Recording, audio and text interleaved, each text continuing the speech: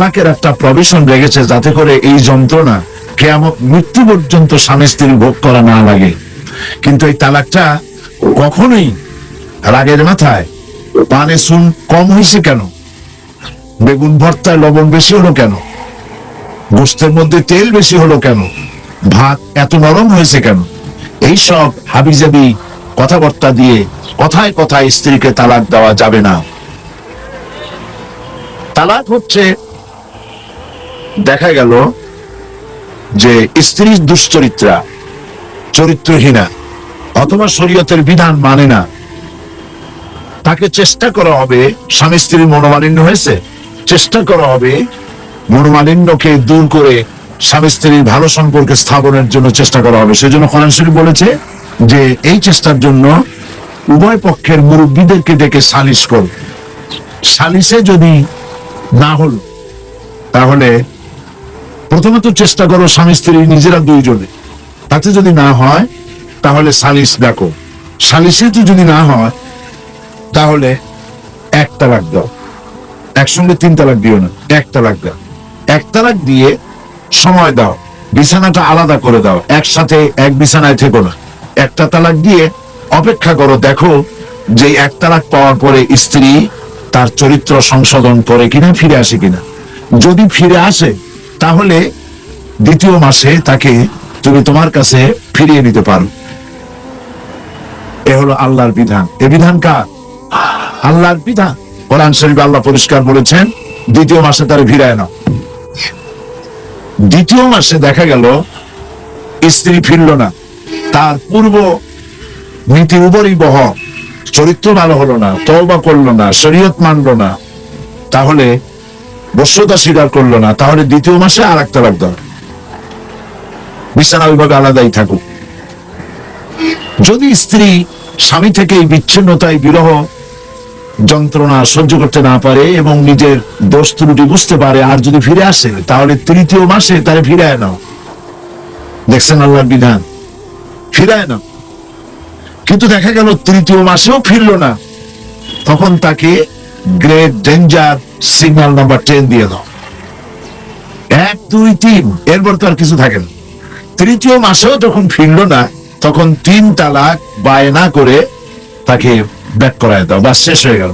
এরপর আল্লাহ পাক বলছেন এই স্ত্রী আর কোনদিন তুমি গ্রহণ করতে পারবে না, তোমার জন্য চিরকালের জন্য এই স্ত্রী হারাম হয়ে গেল।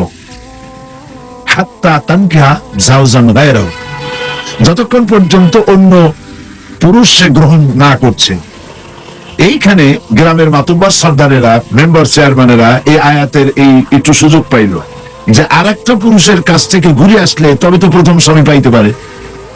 সেই জন্য তারা হিল্লার ব্যবস্থা করলো। সেই হিল্লাটা কি? সেই হিল্লা হলো একটা পুরুষের সঙ্গে কন্ট্যাক্ট করা হলো, চুক্তি, যে তুমি এই মেয়ে লোকটাকে বিয়ে করবা, কিন্তু সাবধান, তাকে টাচ করতে পারবে না, অথবা 3 দিন লাগবা, তারপরে তাকে তালাক দিয়ে দিবা। এইভাবে পয়সা দিয়ে অথবা ম্যানেজড ওয়েতে বিবাহের ব্যবস্থা করে দিল। ইসলামী শরীয়তে এই ধরনের হিল্লা বিবাহ সম্পূর্ণ হারাম, আদৌ জায়েজ নেই। তাহলে কি হবে? হবে এই যে প্রথম স্বামী তালাক দেওয়ার পর স্ত্রী ইদ্যত পালন করবে। ইদ্যত পালন করার পর সে ইচ্ছে করে কারো সঙ্গে যদি বিবাহ করে, কোন পুরুষকে যদি স্বামী হিসেবে গ্রহণ করে, আর ওই পুরুষ যদি মারা যায়, তাহলে প্রথম স্বামী তাকে ইদ্যত পালনের পর আবার স্ত্রী হিসেবে নিতে পারবে। 2, এ হলো 1 নম্বর সূরত। 2য় নম্বর সূরত হচ্ছে এই যে 2য় স্বামী বিবাহ করার পর ঘটনা চক্রে যদি 2য় স্বামী তাকে তালাক দেয়, কোন পরিকল্পিত উপায় নয়, চুক্তির ভিত্তিতে নয়, কোন ঘটনা চক্রে যদি তালাক দেয়, তাহলে প্রথম স্বামী নিতে পারবে। এছাড়া প্রথম স্বামীর কাছে ফেরার বা গ্রহণ করার কোনো সুযোগ নাই।